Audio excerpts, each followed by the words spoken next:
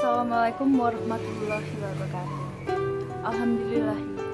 Alhamdulillahirabbil alamin, wassalatu wassalamu ala asrofil anbiya'i wal mursalin wa ala alihi washabihi ajmain.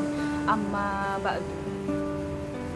Sebagai hamba Allah yang beriman, marilah kita panjatkan puji syukur kehadirat Allah Subhanahu wa taala yang telah memberikan kekuatan, kesehatan, lahir dan batin kepada kita semua, sehingga kita dapat berkumpul di tempat ini walaupun secara online. Salawat dan salam tidak lupa kita kirimkan kepada junjungan kita Nabi Allah Muhammad SAW yang telah mengantarkan umat manusia dari peradaban hidup yang jahiliyah menuju peradaban modern yang penuh dengan kemajuan ilmu pengetahuan dan teknologi seperti yang kita rasakan saat ini. Semoga kita semua termasuk hambanya yang taat berhak mendapatkan syafaat di hari akhir kelak.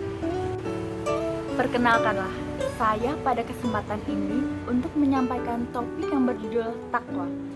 Takwa adalah sebuah kata yang sudah tidak asing lagi. Pendek kalimatnya, tapi mempunyai arti yang sangat luas. Semua orang berbicara tentang takwa. Derajat takwa ini hanya bisa dimiliki dan diperintahkan hanya kepada orang-orang yang beriman kepada Allah. Seperti yang digambarkan pada Quran Surat Al-Imran ayat 102 yang berbunyi, Ya ayyuhallazina amanu taqullaha haqqa tuqatih wa la tamutunna illa wa antum muslimun. Artinya, wahai orang-orang yang beriman, bertakwalah kepada Allah sebenar-benarnya takwa kepadanya, dan janganlah kamu mati kecuali dalam keadaan muslim.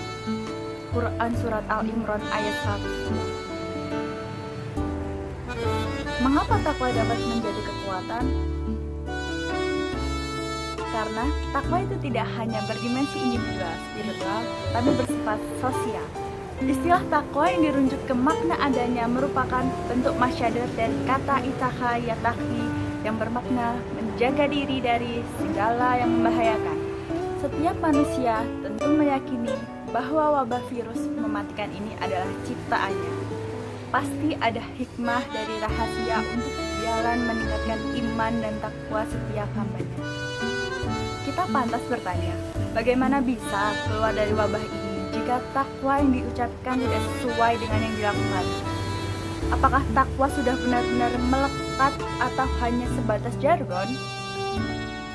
Umat butuh solusi tuntas, yaitu solusi hakiki yang datang dari zat pembuat hukum, yaitu aturan Islam di mana kekuasaan dibangun atas dasar takwa kepada Allah Subhanahu wa taala.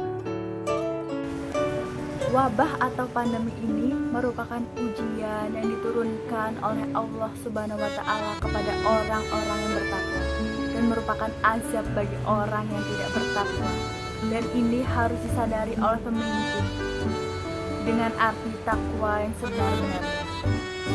Maka takwa sebagai upaya pemeliharaan diri harus terus-menerus tertanam dalam hati. Dengan bekal takwa, seorang akan mampu mengendalikan tingkah laku. Apakah yang dilakukan sesuai dengan tuntunan Allah Subhanahu wa taala dan Rasul-Nya atau tidak? Jika takwa sudah menjadi bekal hidup seseorang, maka takwa akan menjadi patokan hidupnya. Allah Subhanahu wa taala berfirman, jika penduduk negeri-negeri itu berfirman dan bertakwa, maka kami akan bukakan untuk mereka pintu-pintu keberkatan dari langit dan bumi. Quran Surat Al-A'raf ayat 26. Kesimpulan yang dapat kita ambil dari ceramah saya hari ini adalah betapa indahnya apabila masyarakat Muslim Indonesia senantiasa melatih dirinya merasa diawasi oleh Allah Subhanahu wa taala, menjemput takwa dengan mematuhi segala protokol kesehatan, meringankan para tenaga medis dengan mengurangi aktivitas yang dapat menularkan virus. Sungguh amal kebajikan yang terasa istimewa dan berlipat ganda pahalanya saat masyarakat muslim melakukan aksi solidaritas meringankan beban masyarakat yang terdampak COVID-19. Demikian ceramah agama yang dapat saya sampaikan pada kesempatan ini. Semoga dapat bermanfaat bagi kita semua. Lebih kurangnya mohon dimaafkan. Yang benar hanyalah milik Allah Subhanahu wa Ta'ala yang Maha Benar. Saya hanyalah manusia biasa yang tak luput dari kesalahan dan khilaf. Akhirul kalam.